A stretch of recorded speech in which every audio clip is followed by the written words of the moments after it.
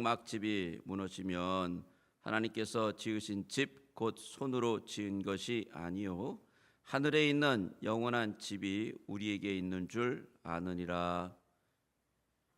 참으로 우리가 여기 있어 탄식하며 하늘로부터 오는 우리 처소로 덧입기를 간절히 사모하노라. 이렇게 입음은 우리가 벗은 자들로 발견되지 않으려 함이요 참으로 이 장막에 있는 우리가 짐진 것 같이 탄식하는 것은 벗고자 함이 아니요 오히려 덧입고자 함이니 죽을 것이 생명의 상징파 되게 하려 함이라. 5절 같이 읽겠습니다. 시작. 이것을 우리에게 이루게 하시고 보증하는 성령을 우리에게 주신 이는 하나님이시니라. 아멘. 구원받은 성도들의 삶은 어떻게 살아가야 하는 것인가? 우리들은 천국의 백성이 되어서 기쁨과 감사가 항상 넘치는 삶을 기대합니다. 그게 구원받은 성도들의 삶이라고 우리는 배웠고 또 그렇게 살아야 된다고 또 성경도 말씀하시기 때문에 그렇게 기대한단 말이죠. 근데 실제로 이 구원받은 성도들의 삶은 어떠냐면 죄와 싸우고 있고요. 죄의 문제로 고민하고 있고 또 환경에 의해서 힘들어 살고 있단 말이에요. 기쁨과 감사와 은혜가 충만해야 되는데 그렇지 못하고 이 죄의 문제에 골머리를 쏟고 있단 말이죠. 왜일까요? 왜? 과연 구원받은 그 삶의 영광스러움을 맛볼 수 있는가? 이런 고민이 생기고 질문이 생긴단 말이죠. 자, 이 부분을 우리가 좀 자세히 보고 해결하기 위해서는 오늘 읽었던 이 본문을 잘 좀 이해하며 회개라는 부분을 잘 이해를 해야 돼요. 같이. 여러분, 회개, 회심은요 교통 표지판으로 그린다면 유턴이에요. 유턴. 우리 운전하다 보면 유턴 이렇게 사인이 있잖아요. 돌아가는 거예요. 싹. 예. 회개는 그런 거죠. 다시 세상으로 가다가 하나님 앞에 돌아가는 거니까요. 근데 오늘 얘기하는 이 회개, 앞으로 우리가 이 같이 나눌 이 회개는 탕자가 아버지께로 돌아가는 것 이상의 의미가 있습니다. 회개라는 게. 우리는 회개는 그냥 주님 앞에 돌아가면 돼 정도로 생각하는데 그거 이상의 의미가 있다고요. 탕자가 아버지께 돌아오는 것은 중생, born again에 가까운 의미예요. 그런데 오늘 우리가 볼 이 요리문답 그리고 성경을 통해서 보는 이 회개는 그 정도가 아니라 하나님께서 바라시고 원하시고 또한 그래서 정말 우리가 하나님 앞에 감사하는 그 모습까지 나아가는 회개의 삶을 얘기하고 있어요. 이런 면에서요, 회개는 단 한 번 회심, 그러니까 하나님 앞에 돌아오는 중생 정도가 아니라 이거는 ongoing processing, 계속해서 매일 항상 일어나는 그런 것이고요. 또한 하나님의 뜻에 맞게 살기 위한 매일의 씨름이라는 것이죠. 우리 하일데베르 캐테키즘 한번 볼까요? 88번 제가 읽겠습니다. 참다운 회개 또는 회심에는 무엇이 포함됩니까? 답을 읽겠습니다. 시작. 두 가지인데 하나는 옛사람이 죽는 것이고 다른 하나는 새 사람으로 거듭나는 것입니다. 너무 쉽죠? 이거는 다 이해하는 거죠. 그럼 89번을 제가 읽겠습니다. 옛사람이 죽는다라는 것은 무엇입니까? 답을 읽겠습니다. 우리의 죄를 마음 깊이 슬퍼하고 더욱 그것을 미워하고 피하는 것입니다. 이게 옛사람이 죽이는 거라는 거예요. 옛사람이 죽는다라는 것은 바로 우리의 마음속에 슬퍼하고 죄에 대해서 그리고 그것을 미워하고 피하는 것이라는 거죠.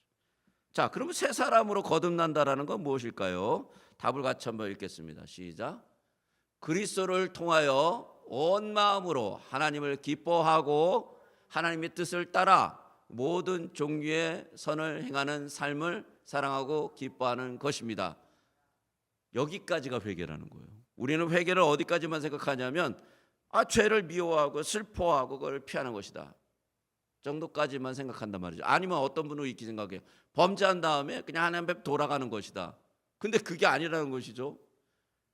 회개는 더 깊이 나간다라는 거예요. 죄를 미워하고 죄를 슬퍼하고 피하고 그것을 넘어서 어느 정도까지냐면 새 사람으로 거듭났다라는 것. 정말 회개가 일어나서 그 안에 새 사람이 역사되는 것은 어느 정도냐면 그리스도를 통하여 온 마음이 하나님을 기뻐하고 하나님의 뜻을 따라 사는 그 모든 선한 행위를 하는 것이다 라는 것이에요.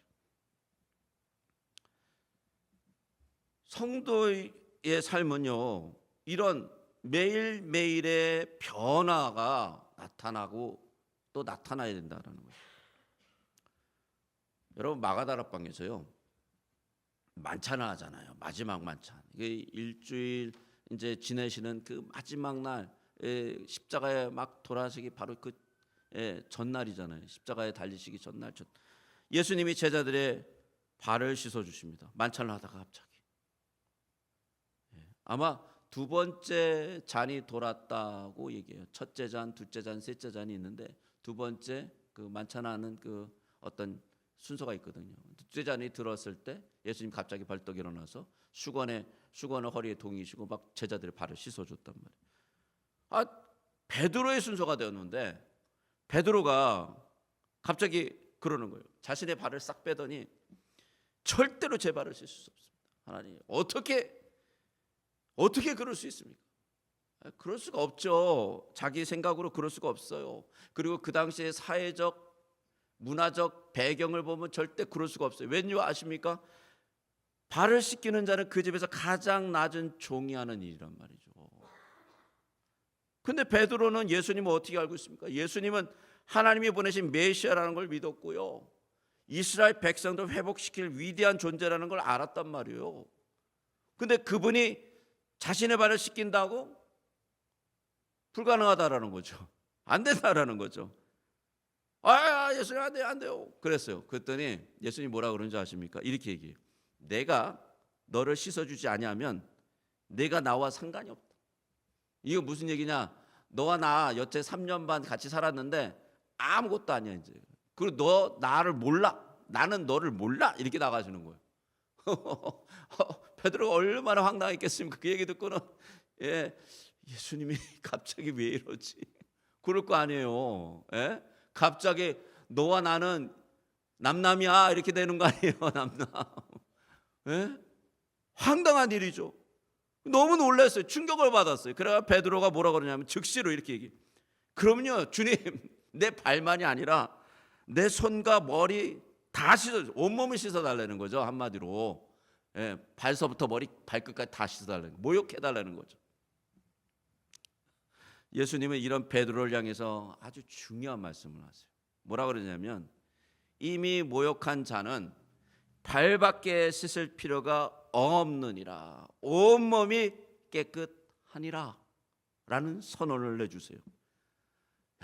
저는요 이 베드로라는 이 캐릭터, 12제자 중에 이 베드로라는 제자가 있었기 때문에 우리는 하나님의 신비를 많이 알게 된다는 거예요. 비밀을. 이 극과 극을 왔다 갔다 하는 이 성격 때문에 예수님이 아주 중요한 말씀을 해줄 수밖에 없었다라는 거예요. 영적인 그 비밀이 풀리는 이야기를 해주시는 거예요. 뭐냐? 예수님이 이렇게 말씀하시잖아요. 이미 모욕한 자는 발밖에 씻을 필요가 없느니라고 얘기하잖아요. 이 얘기는 무슨 얘기냐? 이미 모욕한 자, 예수님을 믿음으로 구원받은 사람이죠. 전신 목욕한 사람이에요. 죄사함을 받고 중생을 받은 사람, 회심한 사람이라는 것이죠. 예수님을 믿음으로 단번에 온전히 씻김을 받은 사람이에요. 이 사람은요 한번 그 씻음을 받으면 더 이상 온몸을 씻을 필요는 없는 거예요. 구원받았기 때문에, 예수님을 온전히 믿었기 때문에 영적인 새로운 탄생이 이루어졌다라는 것이죠. 자, 그러면 발밖에, 이렇게 모욕한 자는 발밖에 씻을 필요가 없다. 그럼 발을 씻어야 된다는 얘기예요. 발을 왜 씻을까요? 발은요 매일의 죄를 씻는 거예요. 매일의 죄. 우리가 살아가면서 죄를 씻어요. 죄 짓는 죄를 씻으라는 거죠. 세상 속에 살아가면서. 여러분, 발이라는 것은 이런 거잖아요. 행실이잖아요. 삶의 여정이잖아요. 그죠? 발이라는 그런 의미잖아요. 우리가 발 갖고 어디를 가잖아요. 그런 의미예요. 그러니까 발을 가지고 이 세상을 돌아다니면 더러운 것들이 불가피하게 어떻게 됩니까? 묻는다라는 거예요. 자기도 모르게. 예, 옷에도 묻고, 예, 몸에도 묻고, 얼굴에도 묻고. 예. 그러니까 이 씻어내야 되는 거예요. 예. 일상 속에 짓는 죄를 의미하는 거죠. 온몸이 깨끗한데 발을 씻어야 된다는 거예요. 왜? 발 갖고 나가니까. 예. 자, 마지막에 온몸이 깨끗하다라는 것을 다시 한번 확인해 주십니다. 예수님이 뭐냐면 구원은 완전하다라는 거예요. 부분적이지 않다라는 거예요. 전인적이라는 것이죠. 예. 그런데 발은 씻어야 된다는 거예요. 발은. 무슨 얘기냐? 구원받은 사람이요. 예. 구원은 받았지만 우리는요 늘 죄에 노출되어 있고요. 세상에 노출되어 있고 유혹에 노출되어 있고 그 죄를 져요. 그럼 이 죄는 반드시 씻어야 된다는 거예요. 안 씻으면 어떻게 될까요? 안 씻으면 어떻게 될까요? 여러분의 상상에 맡기겠습니다.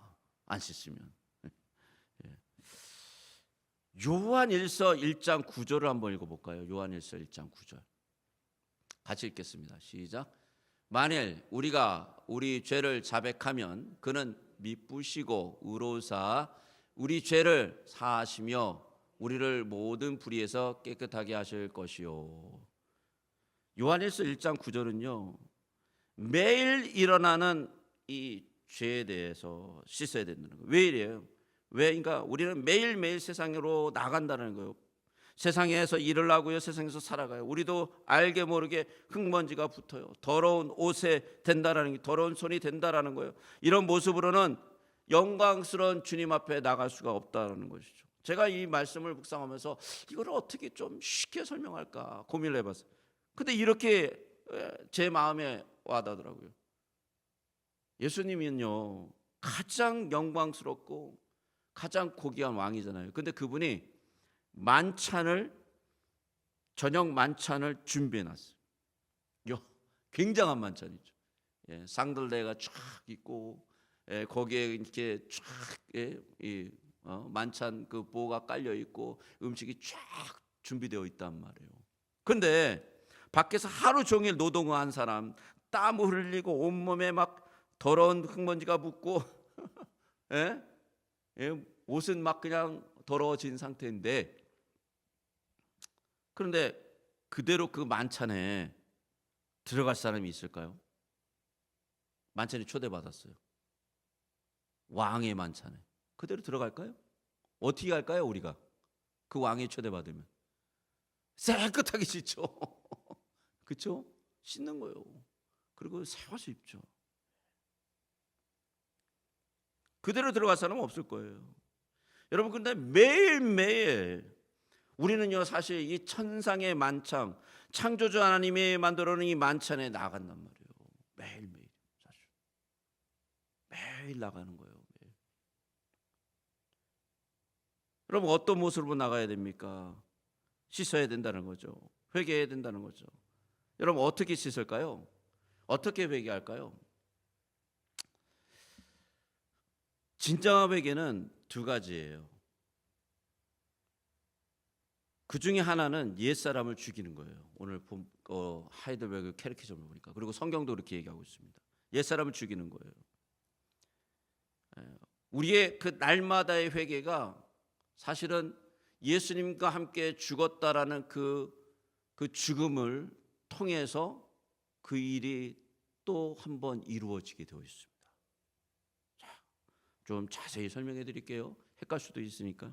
자, 옛사람은요 우리가 잘 알듯이 아담으로 인해서 죄인 됐던 우리의 모습이에요. 그래서 예수 그리스도를 믿지 않았을 때 우리의 모습이죠. 근데 하나님의 자녀가 되기 이전의 그 모습인데 이 옛사람이 어디서 어떻게 죽었습니까? 누구랑?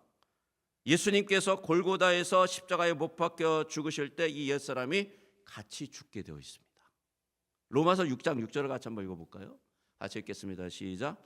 우리가 알거니와 우리의 옛사람이 예수와 함께 십자가에 못 박힌 것은 죄의 몸이 죽어 다시는 우리에게 죄에게 종노릇하지 아니하게 하려 함이니. 그러니까 우리 옛사람의 죽음은 그때 끝난 거예요. 종료됐어요. 예수님과 함께 죽었어요. 예수님이 죽으셨을 때 옛사람도 죽었단 말이에요. 그리고 예수님이 부활하셨을 때 우리는 새로운 생명으로 새롭게 부활되었어요. 이것이 우리와 함께 그리스도께서 이루신 명백한 영적 사실이고, 이것이 우리에게 일어난 명백한 사실이에요. 그런데 놀랍게도 우리의 날마다의 회개가 여기와 연결되어 있습니다. 여기와 연결되어 있어요. 왠지 아십니까? 여러분, 우리의 죄가요, 죄를 졌어요. 어떤 사람한테. 그래서 그 사람한테 가서 미안합니다, 죄송합니다, 나를 용서해 주세요. 죄가 용서됐을까요? 안 됩니다. 누가 죄를 용서할 수 있죠? 하나님께서. 그렇기 때문에 예수 그리스도의 보혈로 씻게 해주면 죄가 용서되는 거예요. 그렇기 때문에 우리는 다시 그 십자가로 가는 거예요. 거기 안 가면은 씻기질 않아요. 여러분, 그 십자가 어떻게 나갑니까? 덤덤하게 나갈까요? 캐주얼하게 나갑니까? 마음 편하게? 절대 그렇게 나갈 수가 없죠. 어떻게 나갑니까? 그 십자가 얼마나 처절한지 알고요, 그 사랑이 얼마나 진한지 알고요, 그 은혜가 얼마나 귀한지 알고 나가는 거죠. 그게 십자가와 십자가에 달린 예수님과 연합하는 방법이에요. 그리고 그때 어떤 일이 일어나느냐? 우리의 회개가 터지는 거예요. 그리고 그 회개를 통해서 우리가 정결하게 되는 거죠. 그리고 우리는 진정한 만찬에 들어가는 거예요. 진정한 만찬. 진정한 만찬.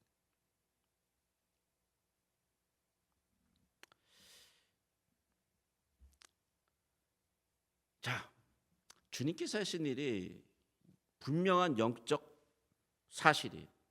예수님께서 십자가에 달리셨고 우리의 죄를 위해서 피를 흘리셨고, 또 우리가 주님과 함께 그 십자가에 달려서 죽었고, 장사 3일 동안 장사되었고, 같이 주님과 함께, 그리고 주님과 함께 부활했다라는 게 다 영적 사실입니다. 팩트예요, 이거는.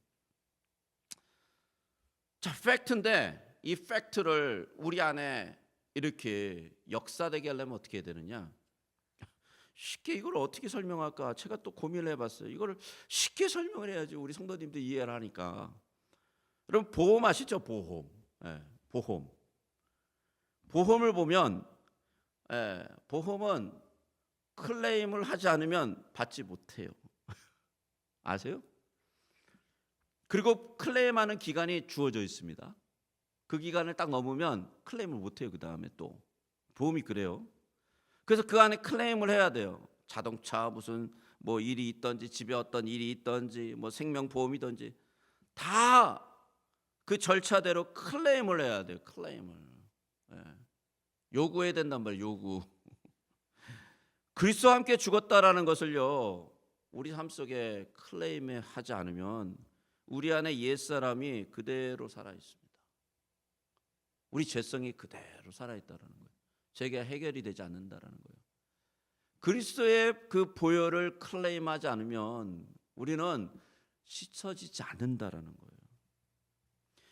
보험 신청, 보험 요구와 같이 주님 안에서 내가 준 것을 클레임하고요, 그리고 그 보혈이 나를 씻는다라는 것을 분명히 클레임해야 된다라는 것이죠. 여러분, 어떻게 클레임합니까?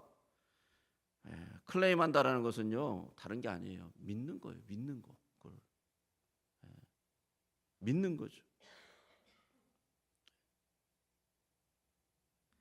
영적 실체가 나를 위해서 그 일이 이루어졌다라는 것을 확실히 믿는 거예요. 그건 느낌이 아니에요. 그건 이성적 이론이 아니에요. 이건 믿음이 믿음. 로마서 6장 11절을 볼까요? 이거 주일날 우리가 같이 나눴던 그런 말씀인데요, 다시 한번 또 나누게 되네요. 같이 읽겠습니다. 시작. 이와 같이 너희도 너희 자신을 죄에 대하여는 죽은 자요 그리스도 예수 안에서 하나님께 대하여는 살아있는 자로 여길지어다. 여길지어다라는 이 단어 굉장히 중요합니다. 여길지어다. 여기는 거예요. 여기는 거예요. 놀랍게도 우리가 그리스도와 함께 죄에 대해서 죽었다고 여기고요. 또 우리가 장사와 같이 되었다고 여기고요. 그 보혈이 우리를 씻어졌다고 여기고요. 우리가 같이 주님과 함께 부활했다고 여기면은 놀라운 반응이 나타나는데, 믿음으로 이렇게 여길 때 어떤 일이 일어나냐면 그 모든 절차들이 우리 안에 다시 재생돼요. 재생. 그건 우리의 느낌이 아니에요. 다시 한번 말씀드립니다. 우리 느낌이 아닙니다. 우리가 갖고 있는 어떠한 고집도 아니고 우리가 갖고 있는 어떤 철학도 아니에요. 하나님께서 하셨다라는 걸 믿고 여길 때 우리 영혼 속에 그 일들이 이루어지기 시작합니다. 이때 어떤 일이 일어나느냐? 우리의 더러운 옷이요 깨끗해져요. 그리고 그리스도의 보혈에 씻겨지는 거죠. 그 보혈을 의지하게 되죠. 그리고 거룩한 만찬의 의복으로 갈아입히고 들어가게 되는 거예요. 그게 회개라는 거죠. 회개. 그게 회개의 첫 번째 부분입니다. 그러면요, 두 번째 부분은 뭐냐?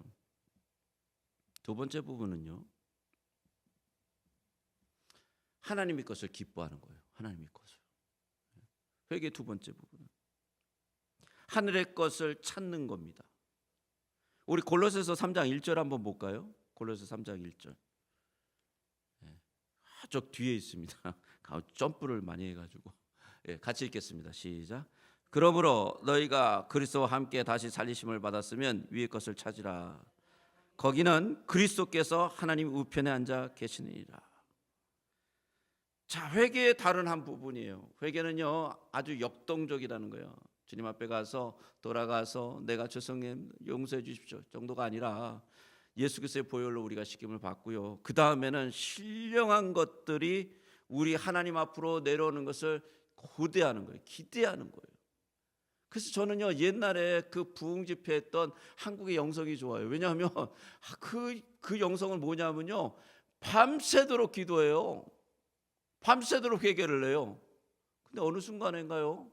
놀랍게도 그런 분들이 성령의 충만함을 받아서, 이 장로교에서 이런 얘기하면 좀 그러겠지만 방언이 터지고요. 그리고 막 병자들이 일어나고요. 그게 성령의 어떤 표현이라기보다는 그것보다 더 중요한 게 있죠. 그 사람의 삶이 바뀝니다. 예수 그리스도를 통해서 완전히 바뀌어요. 삶이. 놀라운 일이 일어나는 거죠. 하늘의 것을 받으니까, 하늘의 그 은혜를 받으니까 정말 세상이 감당할 수 없는 그런 삶을 살게 된다라는 거죠. 하늘의 것을 기뻐하는 삶을 살게 된다라는 것이죠. 우리가 여기까지 나누고요, 또 기도했으면 좋겠습니다. 오늘 이 말씀대로 우리 속에 진정한 회개가 일어나게 해주시고요, 또한 예수 그리스도의 보혈을 의지하여 씻김을 받는 그런 놀라운 은혜가 있게 해 주시옵소서라는 기도를 좀 같이 했으면 좋겠습니다. 우리만이 아니라 우리 가족이, 또 우리 교회가 그런 교회가 되려고 잠시 기도 같이 하겠습니다. 사랑과 은혜가 풍성하신 아버지 하나님, 이 시간에 간절히 기도드립니다. 우리 모두가 주님 앞에 나와 아버지 하나님 기도합니다. 하나님, 하나님의 말씀에 의지하여 기도하오니 역사해 주시옵소서. 하나님, 회개가 단지 아버지 하나님 그냥